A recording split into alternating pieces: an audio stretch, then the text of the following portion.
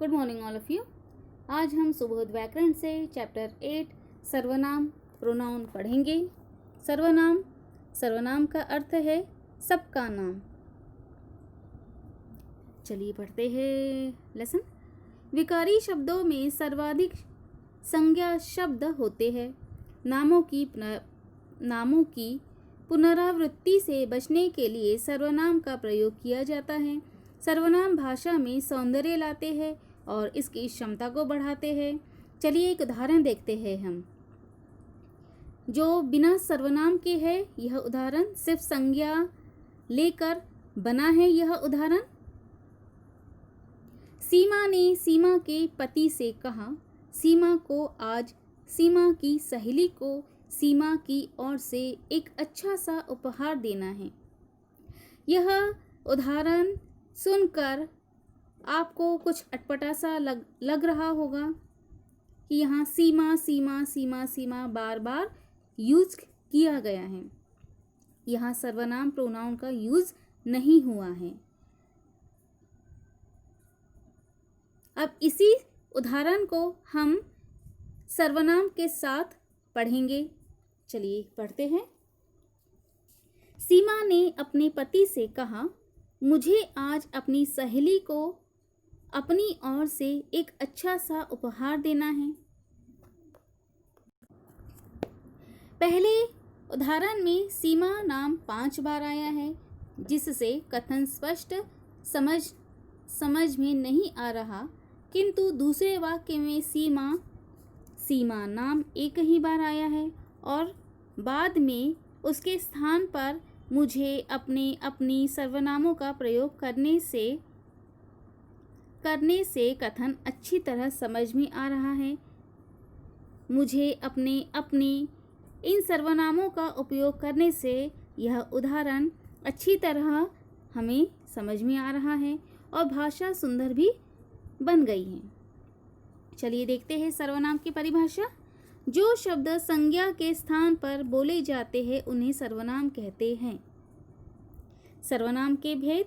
सर्वनाम के निम्नलिखित 6 भेद होते हैं। फर्स्ट, पुरुषवाचक सर्वनाम। सेकंड, निश्चयवाचक सर्वनाम। थर्ड, अनिश्चयवाचक सर्वनाम। फोर्थ, प्रश्नवाचक सर्वनाम। फिफ्थ, संबंधवाचक सर्वनाम। सिक्स, निजवाचक सर्वनाम। अब हम सर्वनाम के भेद और उनकी परिभाषाएं भी देखेंगे। पुरुषवाचक सर्वनाम। जो सर्वनाम बोलने वाले, सुनने वाले और अन्य किसी व्यक्ति या पदार्थ का बोध कराते हैं उन्हें पुरुषवाचक सर्वनाम कहते हैं। उदाहरण देखिए, मैं विद्यालय जा रहा हूँ। मैं, यह किसी और को बता रहा है कि वह विद्यालय जा रहा है। कल हम पिकनिक पर गए थे। यह भी किसी और को बता रहा है कि वह पिकनिक पर गया था। यहाँ इसकी परिभाषा सिद्ध हो रही है कि बोलने वाला, सुनने वाले और अन्य किसी व्यक्ति या पदार्थ का बोध कराते हैं। मतलब कहने वाला किसी और को यह बता रहा है कि मैं विद्यालय जा रहा हूँ, मैं कल पिकनिक पर जाऊँगा, गया था। उपयुक्त वाक्यों में मैं, तुम, हम और आप पुरुषवाचक सर्वनाम हैं। पुरुषवाचक सर्वनाम के 3 भेद होते हैं। उत्तम पुरुष, मध्यम पुरुष, अन्य पुरुष। चलिए सबसे पहले हम पढ़ेंगे उत्तम पुरुष। जिन सर्वनामों का प्रयोग बोलने वाला वक्ता अपने लिए करता है उन्हें उत्तम पुरुषवाचक सर्वनाम कहते हैं। जैसे मैं, मैंने, मेरा, हमने, हमारा। यह बोलने वाला अपने लिए करता है, उसे उत्तम पुरुषवाचक सर्वनाम कहते हैं। मध्यम पुरुष। जिन सर्वनामों का प्रयोग सुनने वाले के लिए किया जाता है उन्हें मध्यम पुरुष सर्वनाम कहते हैं।